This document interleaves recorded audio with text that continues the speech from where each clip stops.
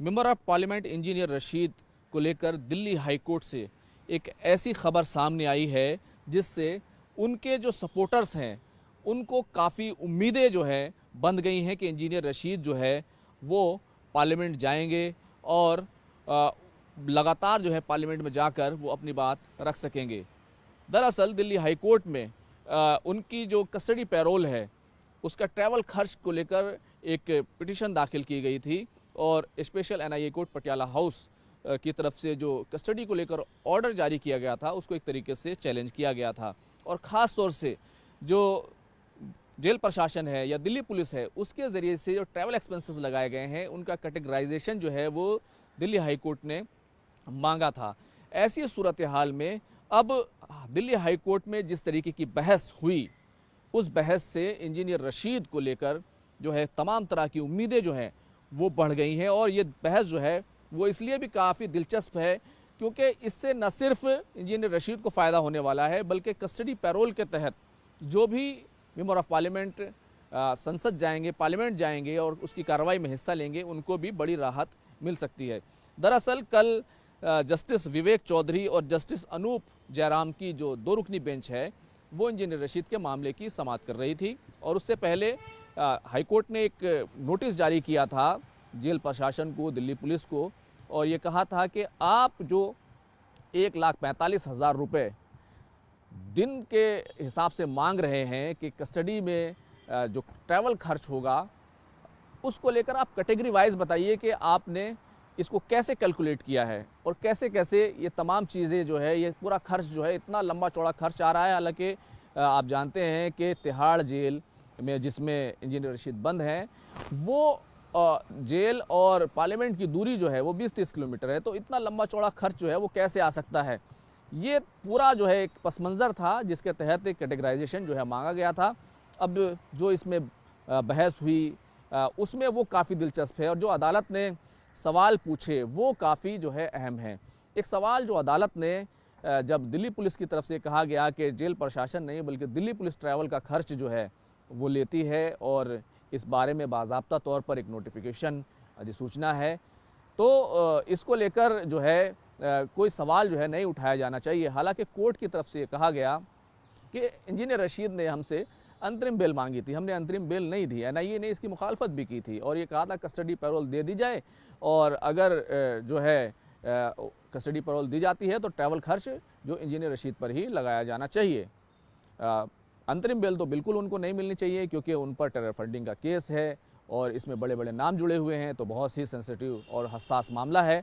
तो इस पूरे मसले को लेकर अदालत ने कहा कि जब हमने कस्टडी पैरोल दी है तो इंसान तो आज़ाद हुआ नहीं, वो बल्कि अभी भी जैसे वो जेल में, तिहाड़ जेल में था, अब वो सिक्योरिटी के अंदर एक तरीके से जेल में ही वो सीधे पार्लियामेंट जा रहा है। तो सीधे तौर पर कोई लिबर्टी, कोई आज़ादी हासिल नहीं हुई। इसलिए ये कैसे कहा जा सकता है कि इंजीनियर रशीद जो है वो ट्रैवल खर्च देंगे। दूसरा जो अहम बड़ा सवाल जो इंजीनियर रशीद के वकीलों की तरफ से जो ख़ास तौर से उठाया गया कि इंजीनियर रशीद से ट्रैवल खर्च यानी कि जो गाड़ियाँ आएंगी, जो ऑफिसर्स आएंगे, जो उनका खाना पीना होगा, जो तमाम तरह की चीज़ें हैं वो तो इंजीनियर रशीद से मांगी जा रही हैं। लेकिन यहाँ तक कि दिल्ली पुलिस के जो अफसर लगेंगे उनकी सैलरी भी इंजीनियर रशीद से मांगी जा रही है, यानी कि जितनी भी सैलरी है उसके हिसाब से उसका जो भी एक दिन का वेतन बनता है, तनख्वाह बनती है, सैलरी बनती है, वो भी इंजीनियर रशीद देंगे। और ये जेल के रूल्स में नहीं है, तो ऐसा नहीं होना चाहिए। और जहाँ तक नोटिफिकेशन की बात है, अधिसूचना की बात है, तो पूरी इस मामले को जो है जो जेल के रूल्स हैं उनको किसी अधिसूचना या जो है नोटिफिकेशन से जो है ओवर रूल नहीं किया जा सकता। तो एक बड़ी बात जो है वो कोर्ट की तरफ से ये कही गई है और इंजीनियर रशीद के वकीलों की तरफ से ये भी कहा गया कि वो खाने पीने का जो खर्च है वो पुलिस ऑफिसर्स का ज़रूर दे सकते हैं, लेकिन उनकी सैलरी वो जो है वो नहीं दे सकते। आपको मालूम है कि अभी इंजीनियर रशीद को 24 जुलाई से लेकर 4 अगस्त तक 12 दिनों की कस्टडी पैरोल मिली थी और उनको पार्लियामेंट जाना था, अपनी बात रखनी थी। उनके वकीलों की तरफ से दलीलें दी गई थी कि इंजीनियर रशीद जो पार्लियामेंट जा रहे हैं वो अपने लिए नहीं जा रहे हैं, अपनी ज़ाती हैसियत के लिए नहीं जा रहे हैं, बल्कि आवाम के लिए जा रहे हैं, लोकतंत्र के लिए जा रहे हैं। और अगर जमहूरियत में, डेमोक्रेसी में वो पार्लियामेंट नहीं जाएंगे तो एक ऐसी डेमोक्रेसी है तो ये उनका फ़र्ज़ है, उनकी ज़िम्मेदारी है और उनका हक़ है कि वो पार्लियामेंट जाएँ और अपने इलाके के, अपने लोगों के जो है वो बात पार्लियामेंट के अंदर रखें। तो इंजीनियर रशीद एक दिन के लिए गए भी थे और उन्होंने वहाँ पर जाकर तकरीर की थी कि मैंने 1.5 लाख रुपए खर्च किए हैं और मैं दोबारा नहीं आ पाऊँगा, मुझे बोलने दिया जाए। तो इंजीनियर रशीद ने एक तरीके से अपना दर्द जो है वो बताया था।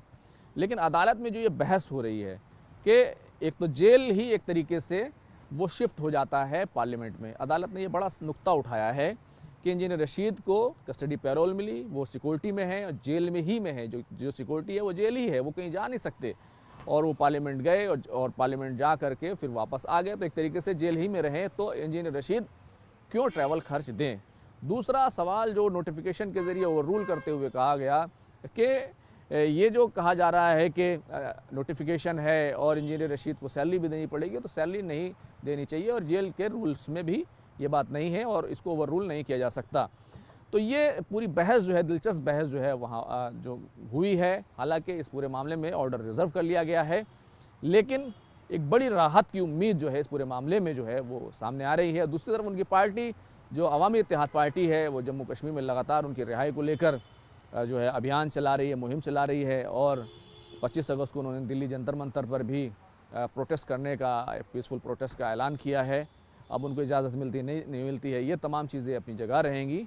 लेकिन एक बड़ा जो पहलू है इस पूरे मसले का कि जब भी किसी को कस्टडी पैरोल मिलती है, हालांकि दिल्ली में चुनाव जब हुए थे तब हमने देखा था कि ऑल इंडिया मजलिस इत्तेहादुल मुस्लिम के 2 उम्मीदवारों को कस्टडी पैरोल मिली थी और उनसे भारी भरकम खर्च वसूल किया गया था। उससे पहले भी इंजीनियर रशीद ने भी भारी भरकम खर्च दिया है।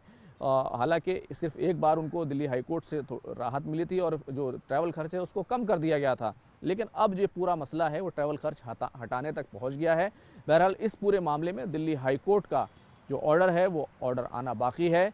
लेकिन जो बहस हुई और जो सवाल पूछे गए हैं उससे ये उम्मीद ज़रूर पैदा हुई है कि इंजीनियर रशीद आने वाले जो पार्लियामेंट के सेशंस हैं, जो अगला विंटर सेशन होने वाला है, उसमें आपको सेशन के अंदर वो अटेंड करते हुए दिखाई दे सकते हैं और उनके ऊपर ट्रैवल खर्च को जो है हटाया जा सकता है।